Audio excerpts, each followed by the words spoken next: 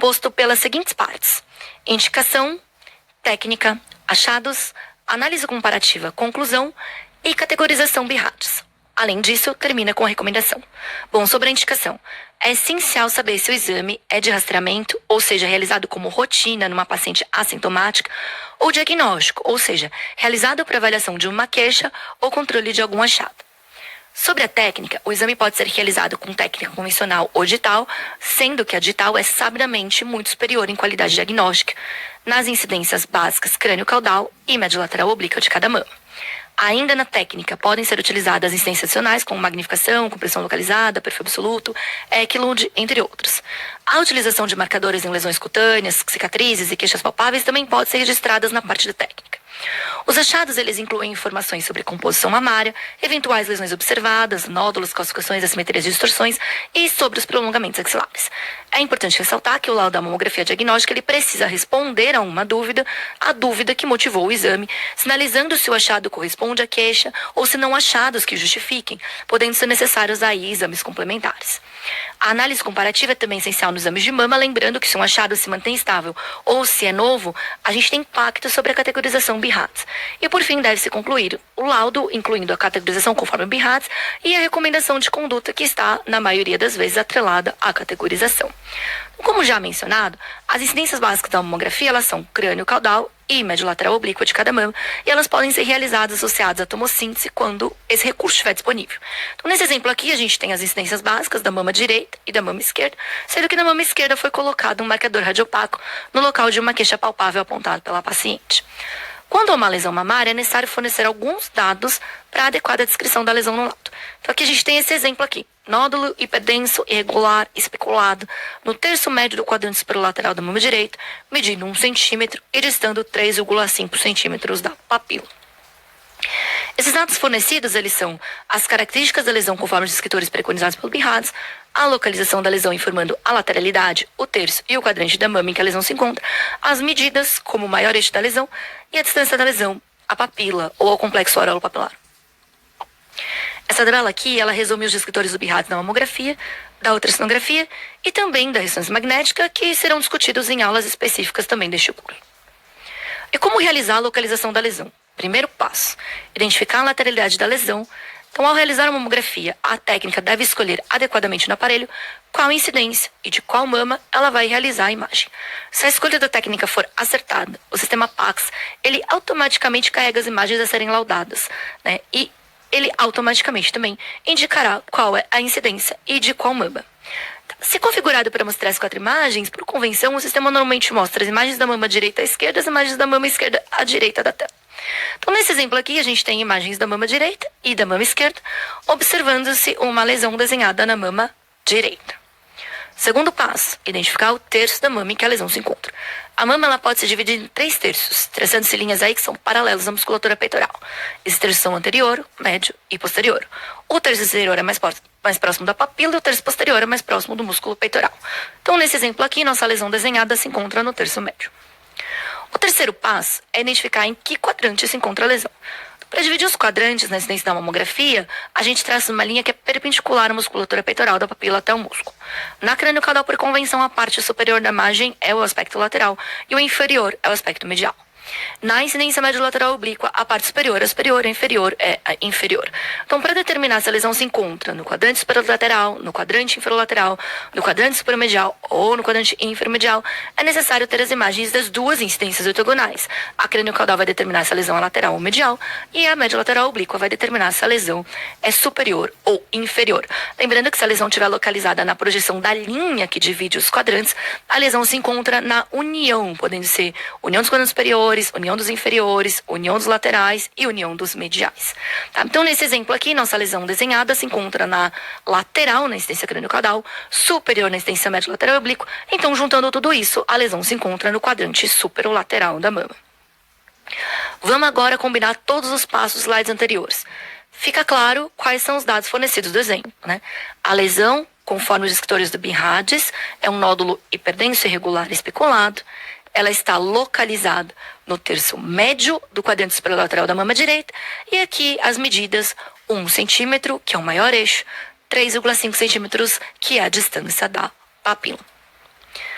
A complementação da mamografia com ultrassonografia, ela pode trazer informações adicionais em diversas situações. E é por isso que é tão importante e é por isso que estamos fazendo essa aula. Quais são as situações que a gente destaca? Laudo B0 da mamografia, como um nódulo isodenso, oval e circunscrito ou obscurecido, ou uma assimetria focal numa paciente assintomática.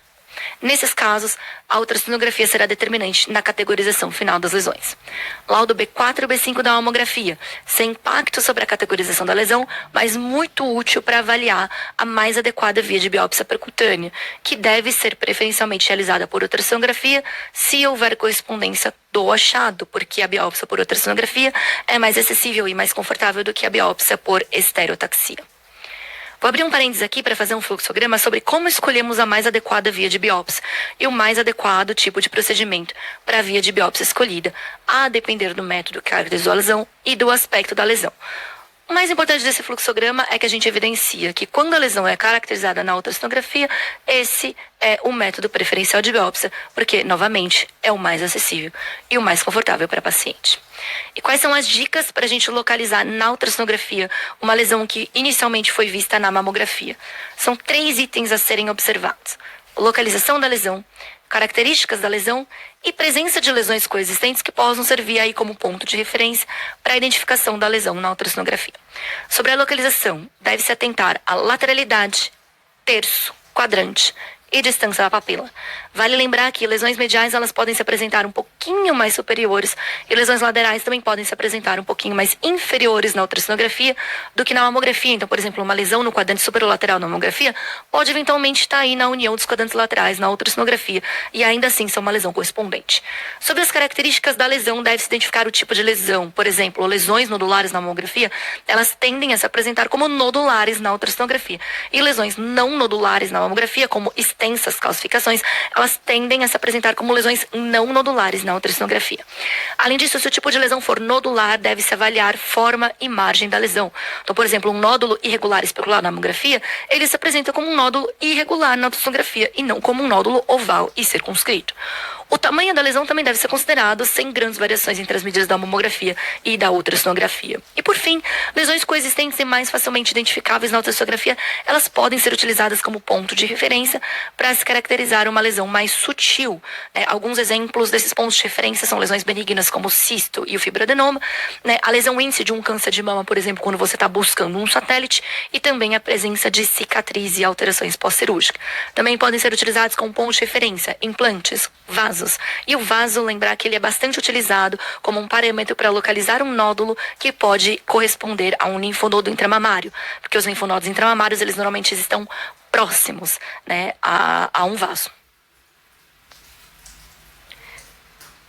Então, para adequada correlação entre os métodos, é essencial que mamografia, laudo e imagens, que acabou motivando a ultrassonografia, esteja disponível.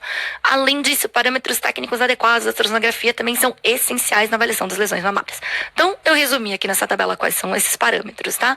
Os parâmetros técnicos, eles foram aí detalhadamente discutidos em aulas anteriores, aí como a aula de lesão cística mamária, mas aqui um resumo para vocês. Bom, vamos falar um pouquinho da anatomia? Anatomicamente, essas são as estruturas da mama caracterizadas na ultrassonografia. Tá? Do mais anterior ao mais posterior, o que a gente vê é a pele, a gordura pré-glandular, o parênquima glandular, a gordura retroglandular, a musculatura peitoral, a pleura e o pulmão.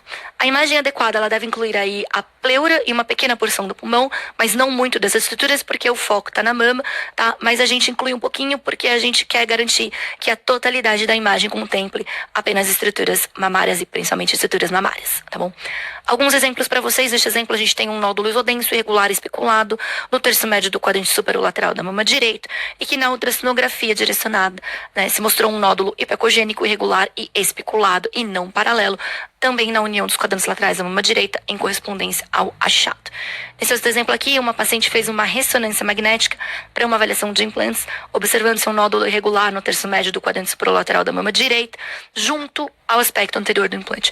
Posteriormente, ela fez uma mamografia e uma ultrassonografia para avaliação complementar do achado da ressonância magnética. Na mamografia, a gente também tem um nódulo irregular especulado na projeção do terço médio dos quadrantes laterais da mama direita, na incidência crânio-caudal exagerada lateral com manobra de Eklund, aqui aqui vale lembrar que o nódulo ele não foi individualizado nas outras incidências, né, na incidência média lateral oblíqua no caso, porque ele estava provavelmente obscurecido pelo implante. Ele é muito próximo do implante e o implante acaba obscurecendo a lesão. Na ultrassonografia direcionada, a gente vê um nódulo hipoacugênico irregular indistinto no quadrante superolateral da mama direita, junto ao implante, em correspondência ao achado da ressonância e da mamografia. E aqui fizemos também a avaliação adicional com Doppler, que mostra que tem um fluxo decorrente de um vaso nutridor da lesão. Como considerações finais dessa aula, então, vale ressaltar a mamografia e a ultrassonografia são os exames de imagem mais comuns das mamas. A mamografia é o exame principal para pacientes que se encontram na faixa etária e no grupo de risco do rastreamento. A ultrassonografia normalmente é um exame complementar à mamografia. Embora eles sejam métodos diferentes, por ambos se tratarem de exames da mesma estrutura que a mama, frequentemente a gente tem aí sobreposição entre os achados da mamografia e da ultrassonografia. A correlação dos achados entre esses dois exames é essencial para mais adequada interpretação de uma lesão e, consequentemente, para mais adequada determinação da conduta. Saber interpretar os principais achados da mamografia aumenta a capacidade da ultrassonografia de detectar lesões e otimiza também o tempo de realização do exame, sendo um recurso importante mesmo para aqueles que não são especialistas em radiologia mamária. Há lesões que podem se apresentar com características suspeitas a mamografias, porém com aspecto tipicamente benigno à mamografia. A correlação entre os métodos é importante. Se o ultrassonografista acreditar estar diante dessa situação, a correlação com a mamografia ela é essencial, inclusive com a possibilidade de se caracterizar a ultrassonografia com um BIRAD 0 e complementar com mamografia. Então eu falei a aula toda sobre fazer mamografia primeiro e ultrassom depois, mas também existe a situação em que por algum motivo a paciente fez a ultrassom primeiro e a mamografia vai ser feita depois. E quais são essas situações aqui, só para listar para vocês, clássicas de lesões que são suspeitas na ultrassonografia, mas que se provam benignas na mamografia. Então, esses aqui são os exemplos, né? Então, exemplos clássicos, tá bom? Lembrando que a correlação é essencial para evitar os falsos positivos. Começando pela coluna aí da esquerda, no primeiro caso, um cisto oleoso. No segundo caso, uma estatonecrose. No terceiro caso, um fibroadenoma em involução com calcificações grosseiras em pipoca. Já aqui na coluna da direita, no primeiro caso, um fibroadenolipoma ou amartoma. No segundo caso, um linfonodo intramamário. E no terceiro caso, uma ginecomastia. Pessoal, essas foram as